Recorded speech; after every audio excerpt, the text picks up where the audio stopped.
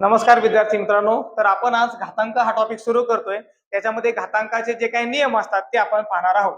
तर पहा मुलांनो, पहिला नियम असा आहे की समजा a चा m वा घातांक गुणिले a चा n वा घातांक बरोबर काय करायचं मुलांनो.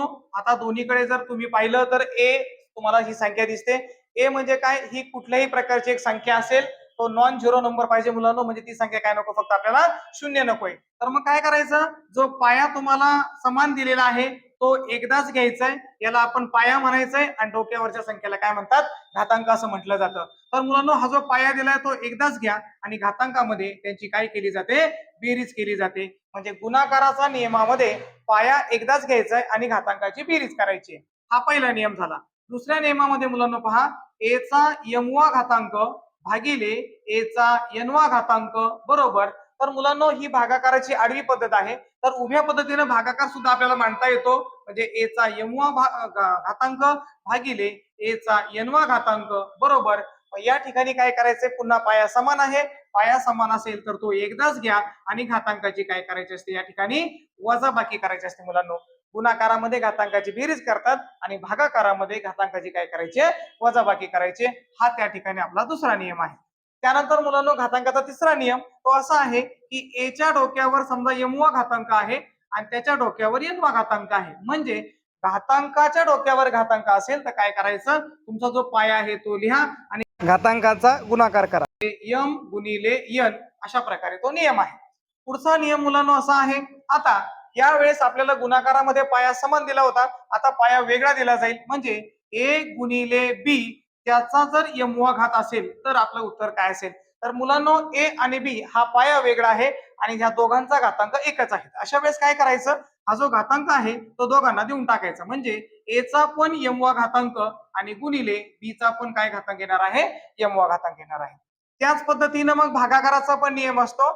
a भागिले b आणि यांचा m वा घातांक असेल तर काय करायचं पहा मुलांनो. आपण भागाकारामध्ये कुठला रूल पाहिला होता की पाया समान असेल आणि घातांक वेगळा असेल तर त्यांची वजाबाकी करून घ्यायची.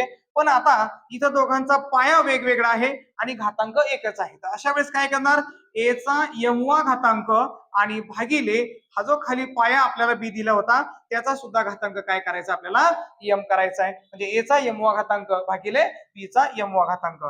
पुढचा नियम असा आहे मुलांनो की कुठल्याही संख्येचा जर ऋण घातांक आपल्याला दिला असेल तर आपल्याला त्याला जर पॉझिटिव्ह करायचं असेल तर कसं लिहायचं मुलांनो, एक भागिले म्हणजे एक छेद लिहायचंय आणि खाली गेल्यावर a चा हा जो निगेटिव्ह घातांक होता तो आपल्याला काय करून घ्यायचा आहे, पॉझिटिव्ह करून घ्यायचा आहे. हा तुमचा हा घातांकाचा जर निगेटिव्ह असेल तर त्यासाठी हा नियम वापरला जातो. याच्या उलटा सुद्धा नियम आहे मुलांनो. जर वरती जर संख्या पॉझिटिव्ह असेल घातांकामध्ये आणि तिला जर आपण खाली घेऊन गेलो तर एक भागिले a चा वरती पॉझिटिव्ह असेल तर खाली गेल्यावर काय करायचं मुलांनो, निगेटिव्ह करायचंय. आणि जर वर निगेटिव्ह असेल तर खाली गेल्यावर काय करायचं, त्याला पॉझिटिव्ह करायचंय. अशा प्रकारे हा घातांकाचा नियम आहे. त्याच्यानंतर पुढचा नियम घातांकाचा मुलांनो, कुठलीही संख्या असेल आणि तिचा जर तुम्ही घातांक 1 केला तर त्याचं उत्तर ही स्वतः ती संख्या असते. म्हणजे उदाहरणार्थ समजा तुम्ही घेतलं 10, 10चा 1वा घातांक केला तर उत्तर किती असेल, 10च असेल. अशा प्रकारे तो नियम आहे. त्यानंतर मुलांनो पुढचा नियम, कुठल्याही संख्येचा जर 0वा घातांक असेल तर त्याचं उत्तर मुलांनो किती असतं, नेहमी 1 असतं. कुठलीही संख्या घ्या, उदाहरणार्थ समजा तुम्ही म्हणले 85, 85चा 0वा घातांक किती असेल तर त्याचं उत्तर नेहमी किती असेल, 1 असेल.